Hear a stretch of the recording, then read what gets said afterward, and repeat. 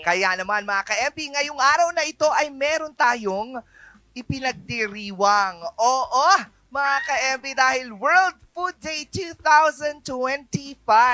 Hand in hand for better foods and a better future dito sa Anong Ganap?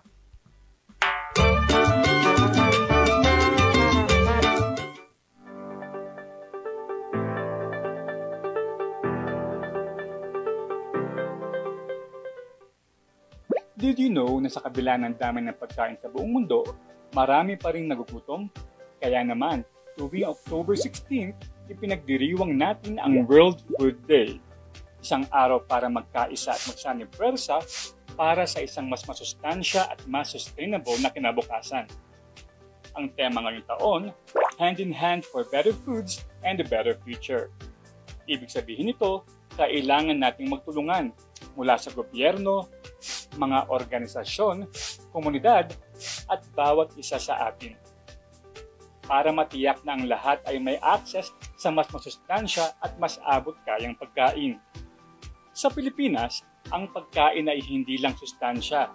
Ito rin ay kultura at pagkakakilanlan.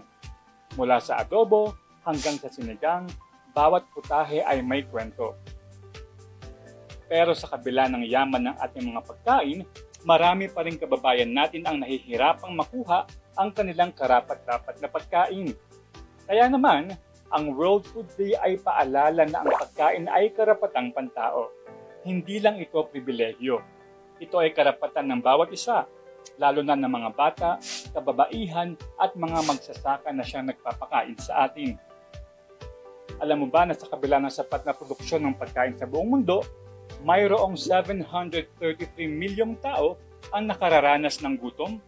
Ang mga dahilan ay pagbabago ng klima, digmaan, at hindi pagkakapantay-pantay na access sa pagkain. Kaya ngayong World Food Day, magkaisa tayo. Magtulungan tayo para sa mas masustansya at mas sustainable na kinabukasan. Magsimula tayo sa mga simpleng hakbang. Bawasan ng food waste. Piliin ng lokal at masustansyang pagkain. At suportahan ang mga magsasaka at komunidad na nagtatanim para sa atin. Tandaan, ang bawat hakbang, maliit man o malaki, ay mahalaga.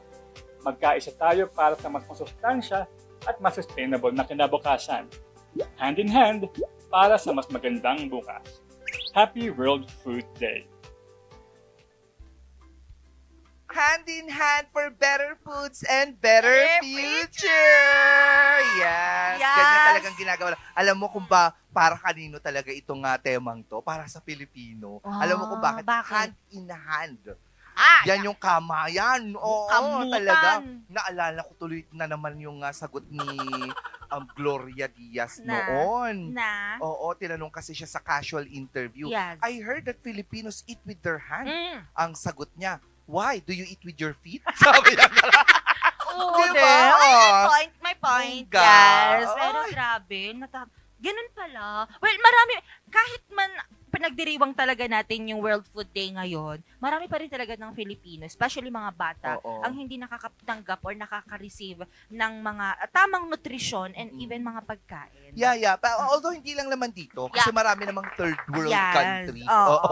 Sana mabigyan ito ng pansin, ng nakatataas talaga, para nang sa gayon ay maibsan. Oo, yung ganitong problema sa nutrisyon. Exactly. Yung malnutrisyon na sinasabi nga nila, di ba? Oo, at saka kailangan natin i-support at ang ating local, kagaya ng mga magsasaka. Bakit pa kailangan natin mag-import ng mga maraming bigas, kung ano-ano, kung pwede namang yung mga bigas na lang dito sa Pilipinas ang gamitin natin, hindi pa malulugi ang ating mga magsasaka. Yes naman, which is true, no? Tama yes, yan. totoo. Kailangan talaga nating tangkilikin ang sariling atin dahil naniniwala tayo sa kasabihan na ang atin ay hindi sa sa'yo. kanya. Sakin man tawag dun daw. At syempre mga ka-MB, yung pagkakakilanlan ng mga pagkain ng bawat lugar. Kapag sinabi mong Pilipinas, adobo ka agad yan. Sinigang. Oo. Pero number 1, adobo. Adobo, oo. Kapag Korea, kimchi. Kaagad yan. Yeah. Pag Japan, Wow. sushi. Sushi. Pag Thailand, Pag Thailand naman, Pad pad Thai. Thai na. Pag Pag Vietnam, Pho. pho. Oh. Tapos ano pa? Pag Amerika, pag Amerika, hamburger.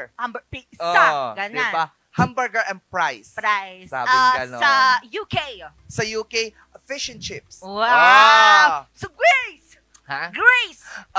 Greek salad. Hindi, para Greek sa salad? salad. Sa ano? Hindi Sa nga, Italy. pag Greece. Greece? Greek More on salad, ito, diba? I think yun yung may mga, Ano? bread.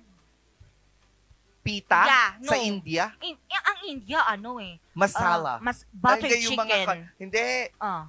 Yung mga Spices. spices, spicy food. Sa Italy pala, hindi, Spaghetti. hindi daw, steak Pasta, daw. ha? Steak daw, nag-originate daw ang Italy sa steak. Italy. Kaya naman pala yung mapa nila, mukhang steak. Hindi totoo, sabi nila yon. Oo, now you know. Oo. So anyway mga ka-MB,